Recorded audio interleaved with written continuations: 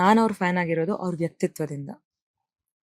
ಅವ್ರು ಮಾಡಿರೋ ಅಂತ ಕೆಲ್ಸಗಳು, ಅವ್ರು ಮಾಡಿರುವಂತ ಚಾರಿಟಿಗಳು, ಅಂದ್ರೆ ಈ ಕೈಯಿಂದ ಕೊಟ್ಟವ್ರು ಈ ಕೈಗೂ ಗೊತ್ತಾಗ್ದಿರೋ ತರ ಕೆಲಸ ಮಾಡಿದ್ದಾರೆ. ಸೊ ಆ ಒಂದು ಪರ್ಸನಾಲಿಟಿಗೆ ನಾನು ದೊಡ್ಡ ಫ್ಯಾನ್ ಆಗಿರೋದು. Not because of film, not because of acting. Yes, ಅದರಿಂದ ಎಲ್ಲರೂ ಫ್ಯಾನ್ ಆಗಿದ್ದಾರೆ. ಬಟ್ ಪರ್ಸನಾಲಿಟಿಯಿಂದ ಫ್ಯಾನ್ ಆದ್ರೆ ಅದು ಸಾಯೋವರೆಗೂ ನಮ್ಮೊಳಗಿರುತ್ತೆ.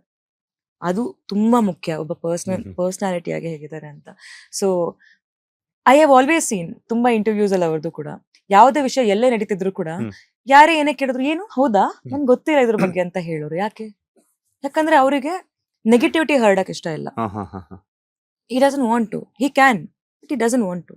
and ಎಲ್ಲರ ಜೊತೆನೂ ತುಂಬಾ ಚೆನ್ನಾಗಿರೋರು, ಅಂಡ್ ಸ್ಪೆಷಲಿ ಫ್ಯಾನ್ಸ್ ನ ಎಷ್ಟು ಚೆನ್ನಾಗಿ ಟ್ರೀಟ್ ಮಾಡೋರು. ಸಿನಿಮಾ ಮಾಡ್ತಿದ್ದೆ ಫ್ಯಾನ್ಸ್ಗೋಸ್ಕರ, and that's the best thing. ಅದಕ್ಕೆ ತಾನೇ ಇವತ್ತುವರೆಗೂ ಅಂದ್ರೆ ದೇವಸ್ಥಾನಕ್ಕೆ ಅಷ್ಟು ಜನ ಹೋಗ್ತಾರೆ ಅಲ್ವಾ ಗೊತ್ತಿಲ್ಲ, ಆದ್ರೆ ಕಂಠೀರವ ಸ್ಟುಡಿಯೋದಲ್ಲಿ ಪ್ರತಿ ದಿವಸ ಎಷ್ಟು ಜನ ಹೋಗ್ತಾರೆ ಗೊತ್ತಾ? ದಟ್ಸ್ ಬಿಕಾಸ್ ಆ ಆರಾ ಅವ್ರು ಕ್ಯಾರಿ ಮಾಡಿದ್ರು.